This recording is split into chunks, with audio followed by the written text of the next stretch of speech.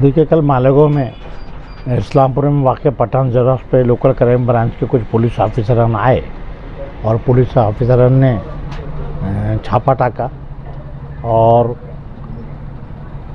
रात में तीन मुलजिमीन अटक किए थे। तीनों मुलजिमीन से पूछताछ की और सिटी पुलिस स्टेशन ने आज दोपहर में CR नंबर 275-25 के तहत इन लोगों को अरेस्ट किया। पुलिस ने इल्ज़ामात ऐसा लगाई है कि ये एक आधार कार्ड स्टेशन चलाते थे और आधार कार्ड की मशीन जो है वो कर्नाटक या दूसरी तरफ से है और उनके जो भी टेक्निकल वो रहते हैं, उसका जो कोड नंबर वगैरह रहता है वो यूज़ करते हैं। तो हमको शक है कि इन्होंने भी लोगों को बोगस आधार कार्ड बनाए ऐसे इल्ज़ाम में।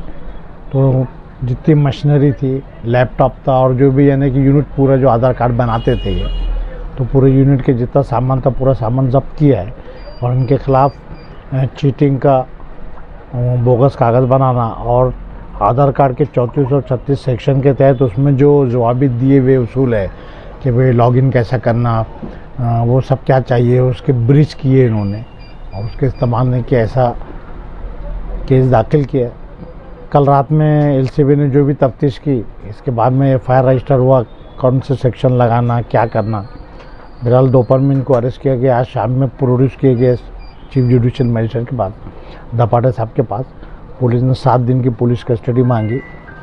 हम मुलज़िमीन तपियर और हमने बताया कि भाई मालेगांव को ख़ास तौर पे निशाना बनाया जा रहा है। इससे पहले यहाँ बांग्लादेशी रोहिंग्या बता के 6 महीने तक SIT बैठी और SIT में एक भी बांग्लादेशी नहीं बैठा।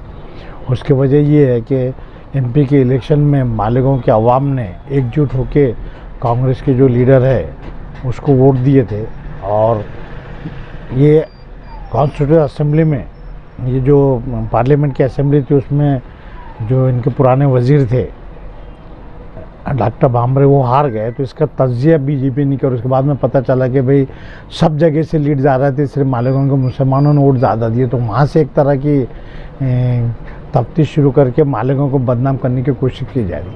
पहले तो बांग्लादेशी है, रोहिंग्या बोल के SIT बैठी, 6 महीने तक चला, उसमें एक भी बांग्लादेशी नहीं मिला। लेकिन इस दौरान जो भी बर्थ सर्टिफिकेट बनाए गए जिसमें तहसीलदार वगैरह मुलविस थे, उनके ऊपर भी केसेस की गई। किसकी सील नहीं थी, किसके दस्तखत नहीं थी, कारपोरेशन से नहीं आया बोल के जो अर्जदार थे उनको भी अटक किया गया। कई लोगों को अटक किया गया, साल भर वो चलता गया, अभी भी कुछ लोग बाकी है। अब उसके बाद में ये आधार कार्ड बोगस बनाए बोल के, क्योंकि उस वक्त में कुछ 1000 एक आदमी नहीं थे, तो जो हेल्थ ऑफिसर की जिम्मेदारी दी है तो उन्होंने 1000 लोगों के ऊपर किए। तो अब फिर दोबारा बता के कि भाई ये आधार कार्ड के स्टेशन तक है, इसका उसका तो ताल्लुक़ नहीं है। इस एंगल से भी हमको तफ्तीश करना है और कौन कौन मरा है। अदालत ने तमाम कागजात देखने के बाद, केस डायरी देखने के बाद में, और चूँकि ये मसला आधार कार्ड से मुंसलिक है, आधार कार्ड की खुद दुकान थी, जबकि ये दुकान अप्रूव्ड है, लेकिन अप्रूव्ड हो के कानूनी तौर पे चलाई गई या कुछ गैर कानूनी काम हुआ कि बोगस आधार कार्ड तो नहीं दिए तो किन लोगों को दिए, वो सब तफ्तीश करना है। जबकि मुलज़िमीन का कहना है कि इन्होंने जितने लोगों को भी आधार कार्ड दिए उनके पास रिकॉर्ड है, ये ऑलरेडी दे चुका है। लेकिन नोयत देखकर अदालत ने 4 दिन की इनको पुलिस कस्टडी दी और 4 दिन तक ये हिरासत में रहेंगे। अरशद अहमद नाम है, मोमिन याहिया और याजीन अहमद, ऐसे 3 लोग हैं। तो जिसमें मालक है एक दफ़ा, तो देखिए जैसे पुरानी जो है 420 ही है और डॉक्यूमेंट बनाना था, अभी 318(2), 319(2), 336 और आधार कार्ड के 34-36 जो वो है कि मशीन कैसे रहना, क्या लेना, वो भी जो है वो देखिए ऐसे सेक्शंस लगाए। बहरहाल आधार कार्ड के ताल्लुक से ये किया कि इन्होंने ये बोगस बनाए।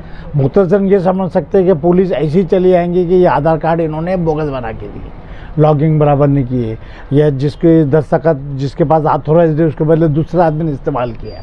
अब वो जिस आदमी का लॉगिन का वो होगा उसको भी वो अरेस्ट करेंगे। इन्होंने किसी दूसरों को देखे तो वो नहीं किया, ऐसे भी कर सकती पुलिस। अब वो अपने तौर पर जो भी, अब तफ्तीश में क्या क्या आता है इंशाल्लाह वो पता चलेगा बाद में।